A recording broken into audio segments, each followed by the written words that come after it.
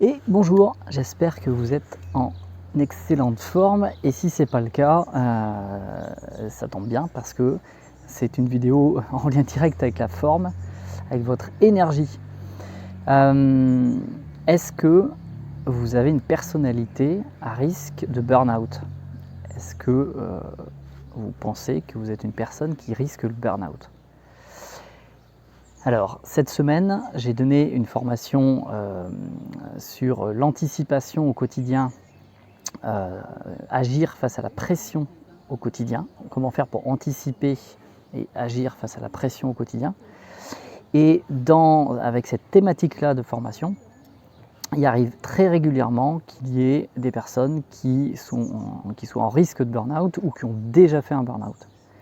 Et d'ailleurs, quand à cette session, il y avait une personne qui avait déjà fait un burn-out, et on voit son énergie, à chaque fois que j'ai des personnes qui ont déjà fait un burn-out, dans leur façon d'être, dans leur énergie, il y a, comment décrire ça, un côté « on ne m'y reprendra plus ».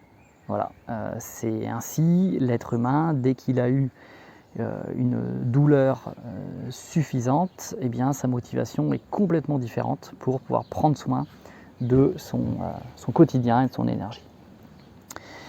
Alors le burn-out, c'est un mot comme plein qui est très à la mode et tout le monde n'est pas enclin à tomber dans le burn-out.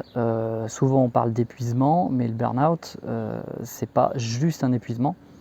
Plein de personnes peuvent consacrer énormément d'heures de travail pour quelque chose, que ce soit le milieu associatif ou leur travail ou autre chose, ou leur famille, sans pour autant tomber dans le burn-out.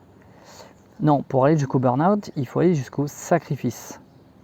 Et de ce que je peux constater, pratiquement, c'est un peu trop complexe pour affirmer ça à 100%, mais dans l'immense majorité des cas, les personnes qui tombent dans le burn-out, c'est des personnes pour lesquelles il y a beaucoup de culpabilité. Une culpabilité à ne pas prendre soin des autres, une culpabilité à se faire passer en premier, y compris à prendre soin de soi, de son énergie, de sa santé, avant d'aller aider les autres. Et c'est fondamental de comprendre, et c'est plus que ça, parce que c'est pas juste la compréhension, d'intégrer que si vous ne prenez pas soin de vous, vous ne pourrez pas, à long terme, prendre soin des autres et contribuer comme vous le souhaitez. Alors, j'avais déjà fait des posts sur ce sujet, j'aime énormément utiliser les diablotins du temps. C'est des petits personnages métaphoriques qui ont été créés par François Delivray, qui s'est inspiré des 5 drivers qu'on trouve en analyse transactionnelle, un modèle, et il a décliné les 5 drivers, 5 messages contraignants de l'enfance, sous forme de petits diablotins répartis dans les 4 phases principales d'un projet. Je ne vais pas décrire ici ces phases-là, ce que j'ai déjà fait dans d'autres vidéos, mais en lien direct avec le burn-out, j'ai pu constater qu'il y avait systématiquement 2 diablotins qui revenaient encore et encore pour les personnes qui ont déjà fait un burn-out ou qui sont en risque de burn-out.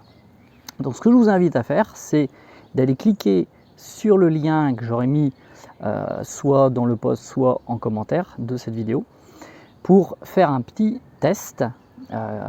Il y a un test avec des questions. Si vous le remplissez, moi je vais recevoir un mail automatiquement m'avertissant qu'il y a des nouvelles réponses aux questions. Et je vous enverrai par mail un audio d'analyse de vos diablotins, un fichier de résultats et une analyse de vos diablotins, pour notamment vous dire si dans vos diablotins, il y a les 2 diablotins qui indiquent un très fort risque de burn-out. Donc comme ça va vous permettre d'en prendre conscience, de voir un petit peu si vous êtes à risque, peu importe si vous dites non je ne suis pas à risque ou oui je suis à risque, ça va vous permettre d'avoir un statut.